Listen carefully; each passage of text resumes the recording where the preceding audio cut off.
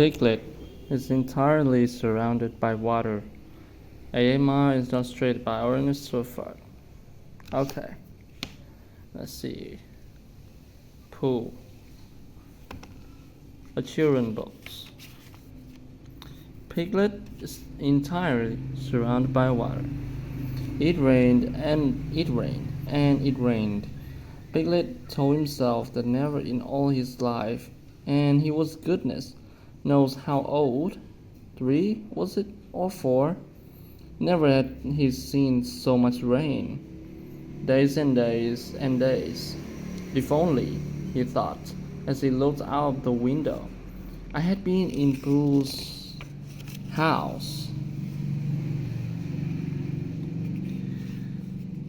or Christopher Robin's house, or Rabbit's house when it began to rain. Then I should have had company all this time, instead of being here all alone, with nothing to do except wonder when it will stop. And he imagined himself with Pooh saying, "Did you ever see such rain, Pooh?" And Pooh saying, "Isn't it awful, Piglet?" And Piglet saying, "I wonder how it is over Christopher Robin's way." And Pooh saying, "I should think poor old Rabbit is about thawed out by this time. It would have been jolly to talk like this." And really, it wasn't much good having anything exciting like thoughts if you couldn't share them with somebody, for it was rather exciting. The little dry ditches in which Piglet had nosed about so often had become streams. The little streams across which he had splashed were rivers, and the river between whose steep banks they had played so happily had sprawled out of his own bed and was taking up so much room everywhere that Piglet was beginning to wonder whether it would be coming into his bed soon. "It's a little anxious," he said to himself, "to be a very small animal entirely surrounded by water.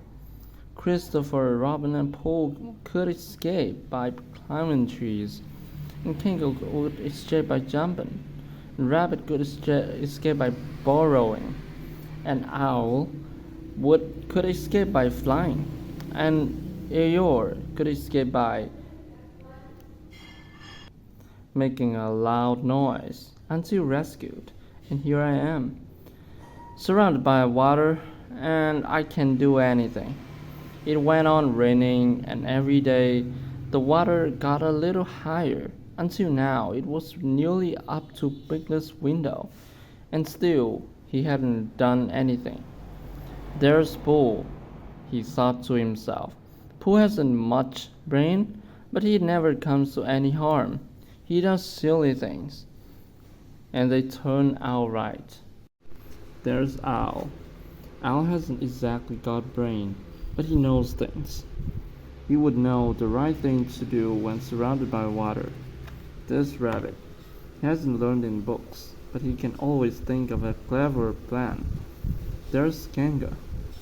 She isn't clever. Kingo isn't, but she would be so anxious about rule that she would do a good thing to do without thinking about it. And then there's Eeyore. And Eeyore is so miserable anyhow that he wouldn't mind about this.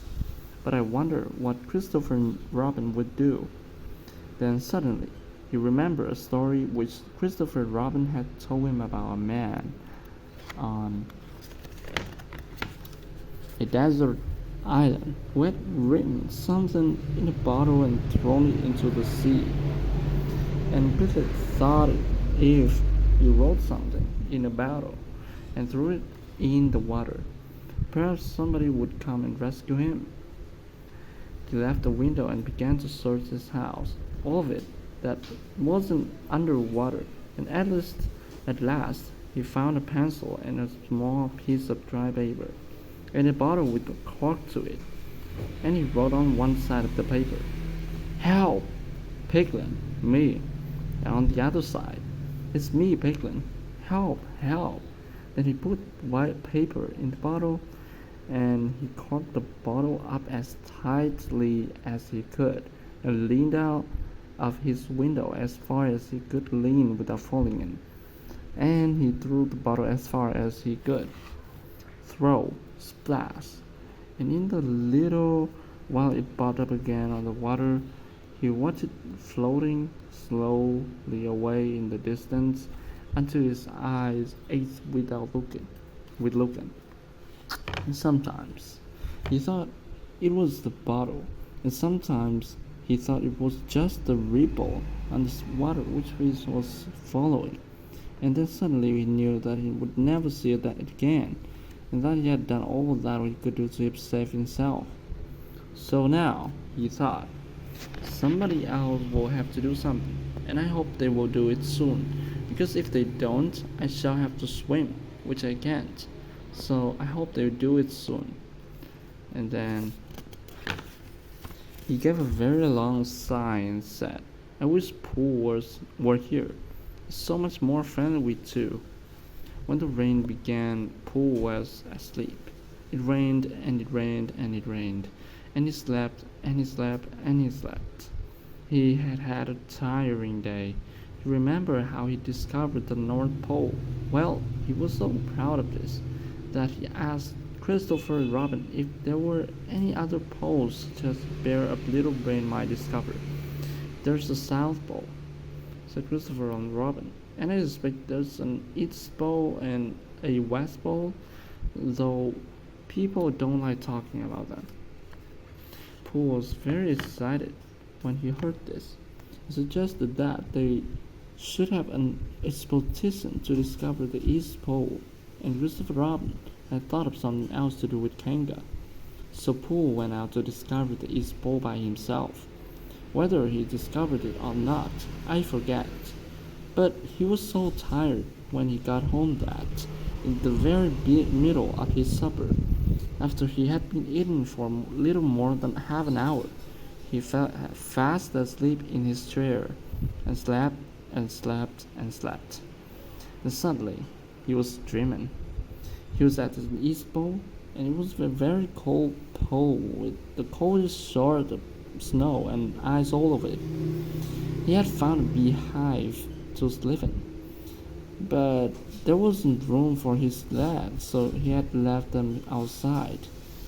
And wild weasels, such as inhabited his pole, came and nibbled all the fur off his legs to make nests for their young.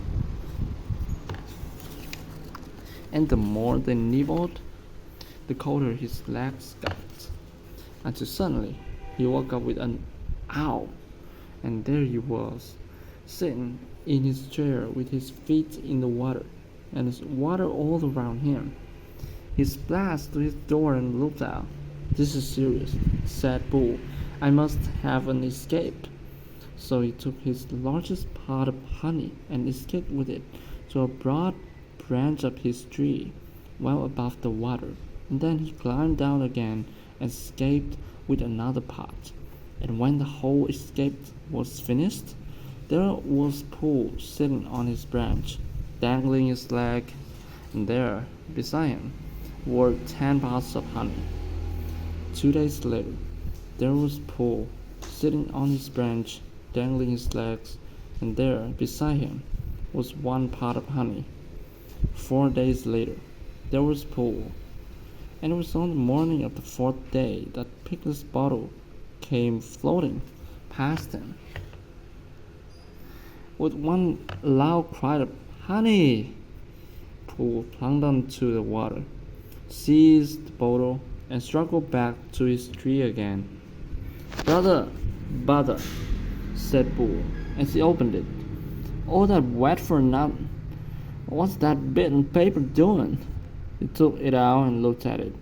"It's a message," he said to himself.